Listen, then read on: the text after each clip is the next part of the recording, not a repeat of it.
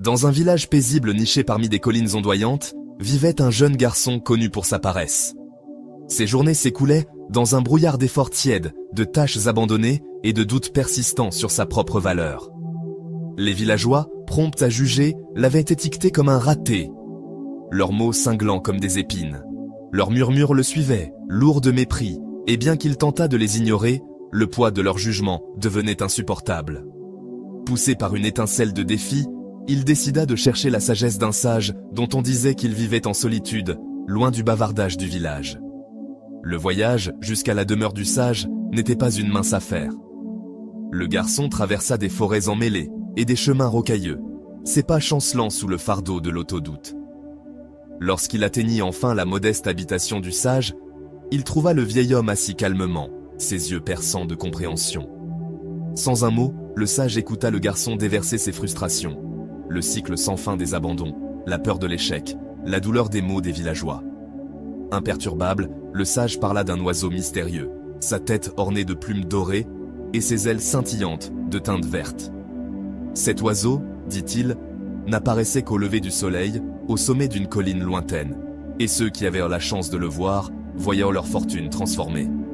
Le garçon, promit le sage, se débarrasserait de sa paresse et chaque entreprise coulerait sans obstacle. Le cœur du garçon s'accéléra. C'était la réponse qu'il cherchait, un moyen de faire taire les sceptiques et de prouver sa valeur.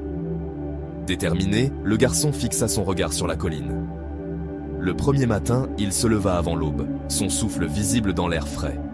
L'ascension était épuisante, le sentier abrupt et jonché de pierres acérées. Ses jambes le faisaient souffrir et sa détermination vacillait alors que le ciel s'éclaircissait sans signe de l'oiseau. Épuisé, il s'effondra au sommet, l'horizon vide, à l'exception de la lueur du soleil levant. La déception le rongeait, murmurant qu'il était bel et bien un raté. Pourtant, une force obstinée en lui refusait de céder. Il revint le lendemain, et le surlendemain, chaque ascension mettant son endurance à l'épreuve. Au quatrième matin, ses muscles criaient et ses doutes rugissaient plus fort que jamais. Il trébucha, tentait de faire demi-tour, mais le souvenir des mots des villageois le poussa à continuer. Chaque échec gravait une détermination plus profonde dans son cœur, bien qu'il ne pût encore la nommer. Les cinquième et sixième matins n'apportèrent aucun changement. La colline restait silencieuse, l'oiseau absent. La frustration du garçon bouillonnait, mais il persévéra, se levant plus tôt, grimpant plus vite, comme si la vitesse pouvait invoquer la créature. Son corps devenait plus fort, ses pas plus assurés, bien qu'il le remarquât à peine. La routine de se lever avant l'aube, d'affronter le défi de la colline et d'endurer son silence, commençait à le façonner d'une manière qu'il ne comprenait pas encore. Le septième matin, le sage apparut à ses côtés, sa présence calme mais ferme. Ensemble, ils grimpèrent, le vieil homme avançant à un rythme posé, les yeux fixés sur l'horizon. Le garçon, fatigué mais déterminé, suivait ses pas, son cœur battant d'un mélange d'espoir et de crainte. Au sommet, le garçon scruta le ciel, ses yeux parcourant les nuages rosissants. Aucun oiseau doré n'apparut. Sa poitrine se serra, la familière douleur de l'échec montant comme de la bile. Mais le sage, toujours calme, lui fit signe de s'asseoir. Ils firent face au lever du soleil ensemble, le monde baigné de teintes d'ambre et de rose. La voix du sage, lorsqu'elle s'éleva, était douce, mais ferme. L'oiseau, révéla-t-il, n'était pas une créature de plumes et de vol. C'était le choix, une force invisible qui accueillait chaque âme à l'aube. Chaque matin, le garçon avait choisi de se lever, de grimper, d'affronter le silence de la colline. Chaque pas était un rejet de la faiblesse, un défi au doute. L'oiseau n'était pas une promesse de succès facile, mais un symbole du pouvoir en lui de façonner son propre chemin. Les mots du sage pénétrèrent profondément. Les difficultés, expliqua-t-il, n'étaient pas des malédictions, mais des tremplins. Elles forgeaient la force, affûtaient la résilience et sculptaient le caractère à partir de la pierre brute de l'être. La véritable force ne résidait pas dans l'évitement des épreuves, mais dans leur embrassement, dans le démantèlement des vieilles habitudes et la persévérance à travers l'inconfort. Le succès n'était pas une couronne de gloire ou un trône de statue, c'était la confiance tranquille de relever les défis de front, de croire en sa capacité à endurer et à grandir.